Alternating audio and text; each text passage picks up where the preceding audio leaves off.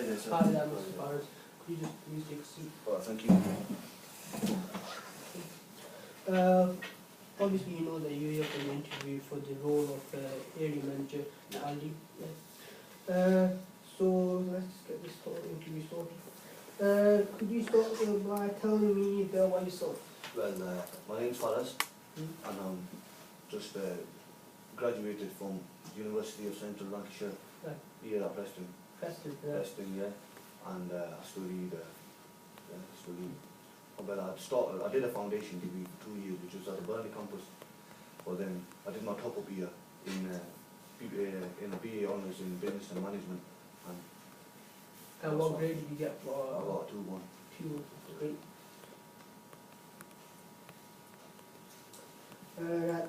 What do you know about Aldi? Well, I'll admit I'm a shopper at Aldi myself, and my family shop at Aldi as well. We're a very extended family, so we've got a lot of aunties and uncles, and so they all of us shop at Aldi. And I know that you lot do. I know Aldi do a lot of price comparison and stuff, and they're way ahead of. I feel Aldi are way ahead of competition such as Asda and Tesco, because it's all about price comparison. Yeah, it is. And Market, yeah. it's all about. Talk about it, yeah. I'm just going to quote you somewhere here, and I want your views on that. Okay. If that's okay. That's fine. I'm just going to quote you now. The thing that makes someone up at 5 AM and ride, what does that mean to you? Well, me personally, I feel that the keen people, the motivated people, are the ones that are out of bed early in the morning. Yeah. Because the people who don't have motivation and stuff, they're always the last to get out of bed, and they're always lazy and stuff. So me personally, I feel you have to have a goal to get out of bed that early in the morning. Like, I've been kickboxing for over 7 years, and every day at 6 AM I'm up because I'm out running with the rest of my team and getting my fitness up. So basically, that's my goal to achieve, is to get my fitness up. So that's why I'm up every day at 6 AM, and once I've got that, I can proudly say that I've actually got my fitness up. And it's just the routine of keeping it going. So what you're saying here, you got a routine for waking up early, basically. I've got a routine for waking up early in the morning, and I feel, as Rocky says himself, that the person who rises up the earliest is the strongest person, because obviously the more motivated you are, the harder you tend to work. So what motivates you? Well, what motivates me is success.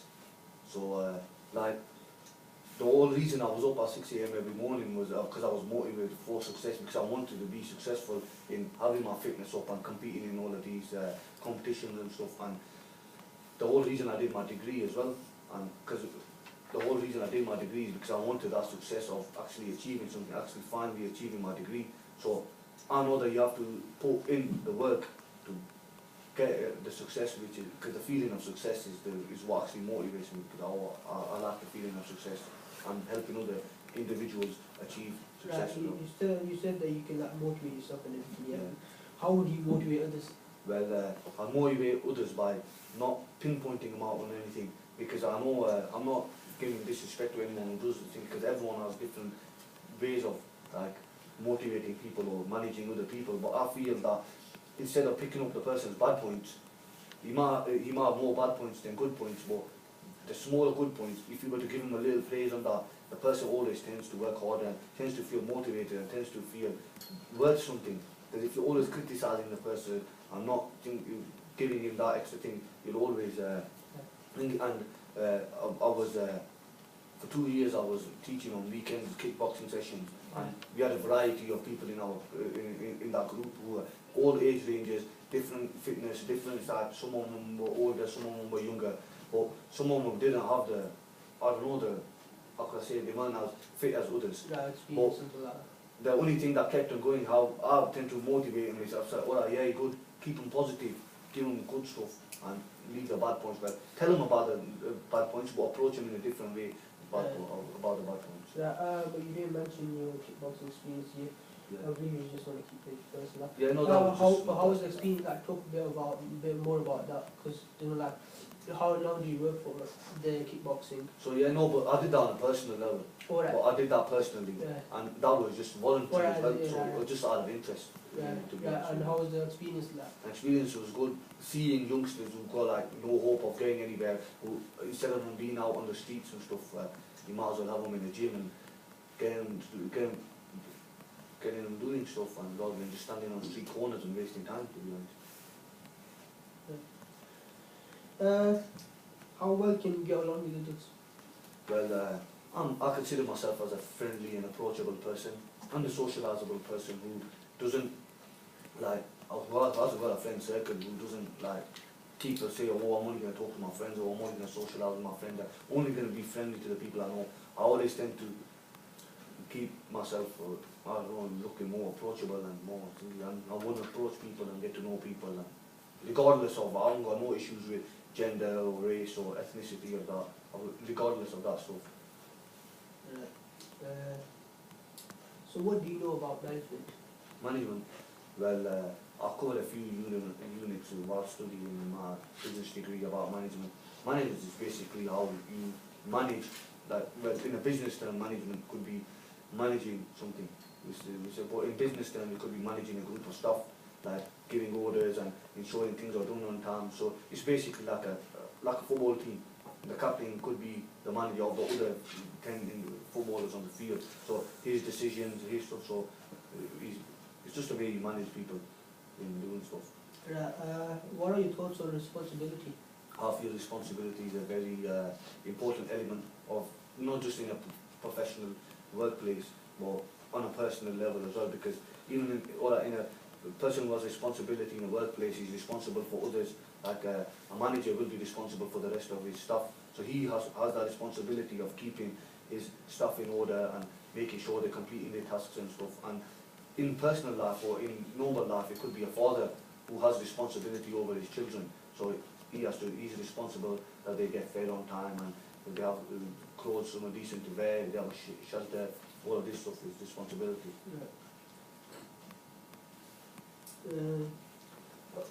What experience do you have? What's role or similar role, anything that related to management? Yeah, well, as far as management is concerned, is between the years of 2011 to 2013, I was assistant manager of my family-run business, which was car hiring, which was owned by my elder brother.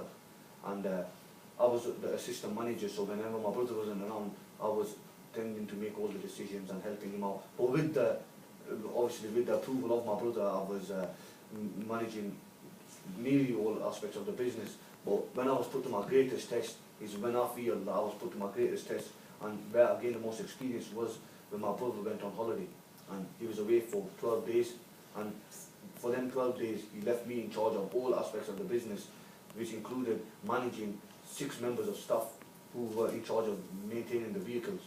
And I feel that I did complete this job effectively, and this job role and this responsibility, I did do effectively, as there was no conflict between me and any member of staff.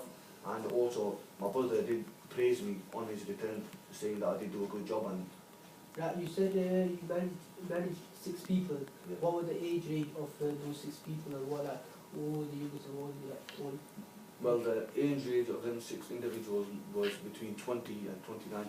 I just wanted to let you know that here at Aldi you'll be managing people, young people and Yeah, that's older fine. people. I've got no problem with managing. And how big was the business? The business was regional. It was just throughout Lancashire. Yeah. Throughout Lancashire, Yeah. So within a few months you could be managing 4 to 6 stores. What are your views on that? Well, I feel obviously, like you just said, that if I'm managing 4 to 5 stores, I'm going to have to put the work in first to get to that stage.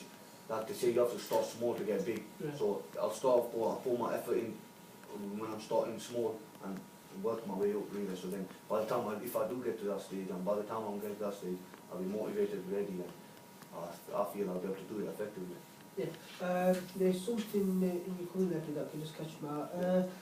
You said you were a captain of a cricket team and you managed a team for 2 years, and I think you're currently managing the team right now. Yes. So how was the, like, do you want to talk about the experience? Because I'm not actually like Yeah, well, familiar with your role or anything. well, as you know, cricket is for 11 aside, it's Yeah. just 11 aside, and you have a captain and vice captain, just similar to football.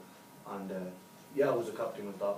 So, but I was a captain after the other captain left, for other reasons. And so I was, well, I could talk a bit about that. Is basically the captain that was before me. Yeah. He was, and I need to point this out that I was the second youngest in the team, and Yeah. the age ranges of that team are between 18 and 30. That's the age range of this team.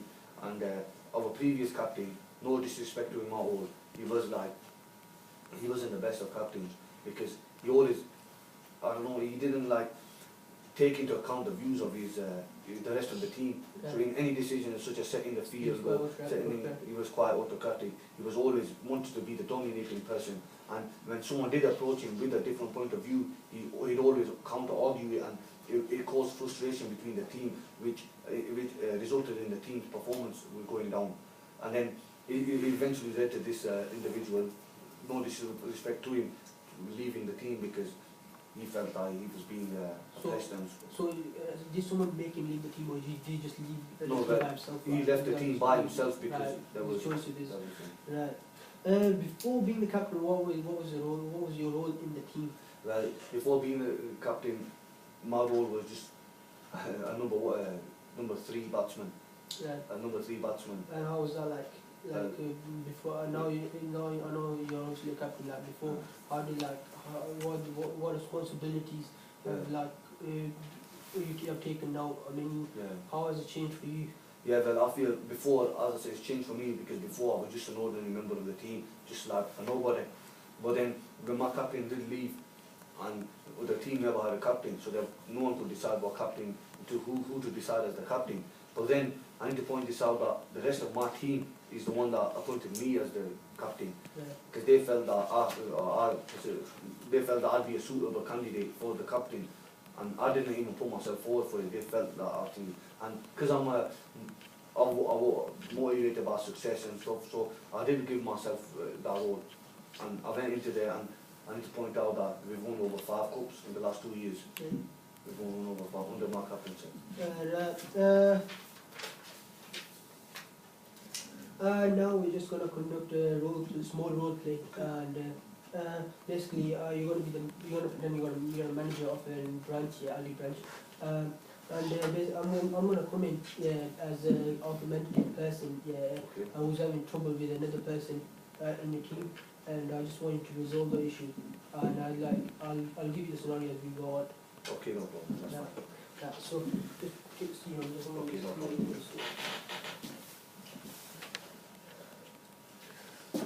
Listen, Faraz, you need to fire Mr. John now. Or just take a seat and let's just discuss what. Just take a seat and just relax. He's in my headache, you need to fire him now. Yeah, no, but who is it that we're talking about? John. Okay, John. What is the problem now? Basically, he's saying we could put an iron next to aisle 6, but there isn't enough space, and he's actually telling people to move the aisle units there now. And I'm telling him if he does that, he'll actually disturb the customer inflow and outflow. And I'm making a reasonable point, but he's not listening to me, and I just want you to tell him off or do something about it. Okay, what I want to say is, first of all, I want to thank you for bringing forward your point of view. Because as I said right at the beginning, that every member of my team does have a say, and every member of my team is equal, so I listen to everyone's say. So, okay, this note, I need to point out you did make a very valid point. But what I'm going to do is, I'm going to sit down, I'm going to have a word with John, and we'll get it sorted, don't worry. I'll take your... Because he's doing my headache, he's actually telling them right now to move the units and everything. Yeah, no problem. I'll get onto that for just... in the meantime, just stay with I just want to do whatever best for this because I understand that, and I'm grateful for that, but what it is, we don't want conflict between the team, because we want the best for the rest of our team and for our customers, don't we? So I want to say thanks for that, for bringing it in, and I'll get that sorted for you. I'll take that out. That was great.